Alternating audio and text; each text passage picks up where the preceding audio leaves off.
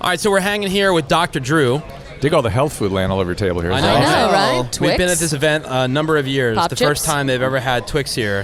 When we're trying to be healthy. When we're trying to be we're trying to As be you can see. It's actually better. The food's a little better this year than previous Yeah. years. But Oh, yeah. same vibe, same basic stuff. Well, it's good to see you, Drew. Jack of all trades. TV, radio, right? I mean, it's a little. What don't you do well?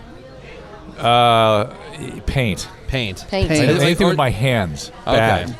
Yeah. Bad. So Adam's good with like construction, with, Right. carpentry, things like that. Anything with my hands. Bad. Yeah. I really like. I wish I was better at certain things, Sure. like committing to a book. Like reading something. Yeah, like I buy books and then they sit there and I know. I have, I have every intention to read them. Like Yeah, I honestly, know. and they just I go through never reading happen. binges. I let them pile up and then I'll Yeah. read like a maniac for a Yeah, while. you got the TV show, of course. Love Line. You've been doing that for Ever. a billion years. Yeah. Like, is TV more exciting at this point than? TV is always more challenging, but I wouldn't say it's more exciting. Radio is a better medium. You know what I Yeah. mean? It's more immediate. It's more intimate. We all love radio, right? And Right. Radio is my first love. The television is like a challenge. To make, if you can make something good on TV, you can affect something important. You can do change. You know who Drew has on his show all the time? Our good friend Darren Kavanaugh. Oh, yeah. That's funny. His name just Darren's came awesome.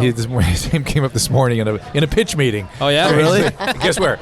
Discovery ID. Yeah. Oh, what? Shocking. Yeah. I said I can get Kavanaugh in here anytime. Yeah. He just have to show up with a big no parking sign with handcuffs under Right. the Yeah, parking yeah, sign. yeah. And he's in. Whatever it is, he's in. Yeah. Working out. Let's go. Yes, Yeah. he's Lunch. down. He's in. Yeah, he's got an interesting story from from yeah. a standpoint of addiction. Oh, yeah. Darren Kavanaugh, for those of you listening, is one of our sponsors. 1-800-NO-CUFFS. We've talked to him a number of times, just even off the air. Like Right. he's a great guy. He's a great but guy. it was a fascinating story hearing his story of addiction. Bad. Right? Yeah. Real bad. Yeah. Rock bottom. Yeah. Well, Yeah. how about Mike Cathwood, who does Love Line with me? Bad. Yeah. Bad drug addict. Yeah, another one. Yeah, but but I mean, it's they those both, guys- they both turned out okay. Yeah, and Yeah. it's those guys that I used to see a lot of that in my treatment center, and that keeps you going. I mean, even if a third of your population has that kind of a recovery, you feel pretty good. Yeah. So- There's something about addiction that I've been wanting to ask you for years when it comes to, going to rehab. And then I know there's Sober House, but when they showed on television or people talk about it, how come they never talk about, like, hey, you have to change your friends? Because I think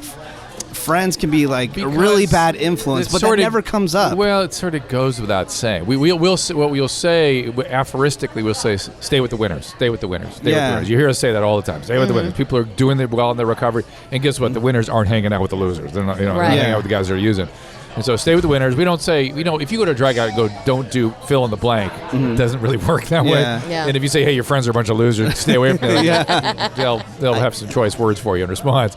But even so, that's why we put them in structured environments, like sober houses and stuff like that, to keep them away from environments that are problematic. As they begin to value their recovery, they'll automatically stay away from that stuff. Okay.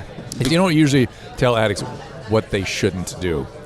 You know what I mean? Yeah, that's a good Because point. they don't listen at all. That's I right. mean, And so to I've have been around a argument- lot of drug addicts, Yeah. and you Sounds can like talk talking to my them. 6-year-old. Yeah, Yeah. to have You can- arguments about that, it's like, it's a waste of time. You can Why? talk to them until you're blue in the face, Yeah. and they don't hear anything. Or if they you have do, to say. if they do, you got to remember, this is the hard part people get their head around. It's a brain disease that, because we're such social creatures, when something goes wrong with our brains, it affects other brains too.